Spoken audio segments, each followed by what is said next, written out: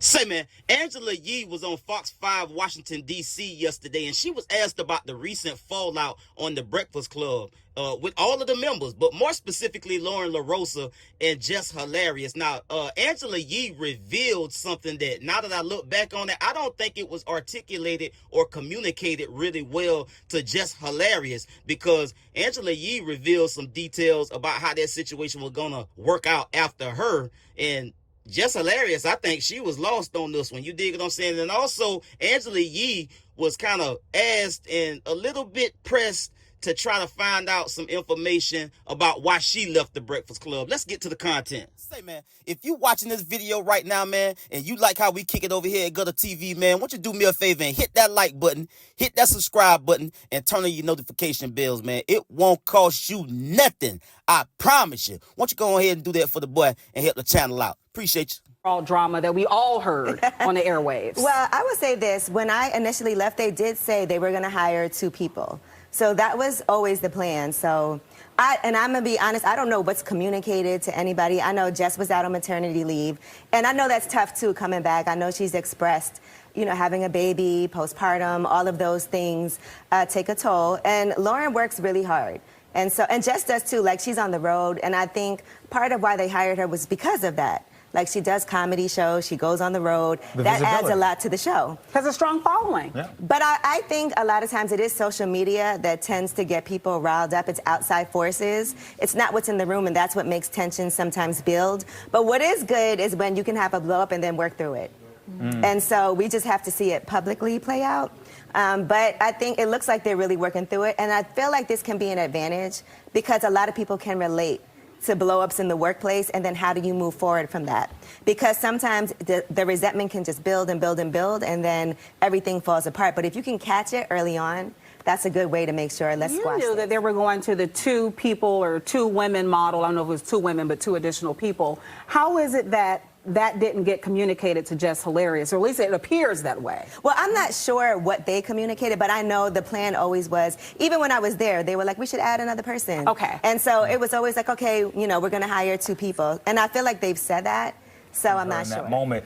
But then she pointed back to you. Yeah. Why did she do that? She just said, I'm not crazy, and, you know, I knew that. But what was she alluding to? You know what? I saw her one time. We had like a women's event, and we didn't even have a chance. It was all the women at iHeart, so we haven't really had a chance to even break it down. I think she meant it more as a compliment, like, Angela is not crazy, because people thought I was crazy for leaving the show. Sometimes people think as the woman, you're the problem. And so when something like this happens, it's like, you know, she's not crazy. Like, people, who knows who said that, but Yeah, I thought she was alluding to the fact that maybe you went through something similar behind the scenes and you can relate, and hey, she's not crazy and I'm not either. That's how I took it. I think all of us took it that way. We were just like, wait, how did Angela get involved in this? And right. we love Angela. I don't know. I haven't even had a chance. We saw each other. We were doing like these little group sessions, and we were like, we'll talk later. And I'm sure you guys will then I brunch left very to go to soon. Memphis. Yeah, I hope that conversation happens, because I think both women are equally talented in their own, you know, they arena. bring something different to the table. I think Jess is hilarious, because, you know, and then Loren is a journalist. So I think if they can figure out how to balance those things, and sometimes it's also the conversation of, okay, when do I jump in? Because I also think it's important before a break to sit down and be like, okay, this is what we're about to talk about. What's your point of view? What's your point of view? We do that every day. We do that every single day. I don't know that they are or aren't doing that, but I think maybe that has to be something that's even more ingrained. But then we're collaborating and not competing. That's or on social media. Should this have been a private conversation? You know, I feel like on The Breakfast Club, they do like things to play out on air. And so that's an argument that can be had. But it's also part of, I think, the allure of the show has always been people feeling like part of it. And so that show's been around for, what, 14 years now, 15 years. And so I think that part of what people like is they feel like we want to see the inside workings of what's happening. Yeah, and breaking so that fourth there's wall. nothing more inside. And then I think also Jess publicly put out her live, and so that is what is the reason why. How do you not address it at all? That's right. Because you can't just move on, and people are like, what happened, what happened, what happened? Well, let's let it play out.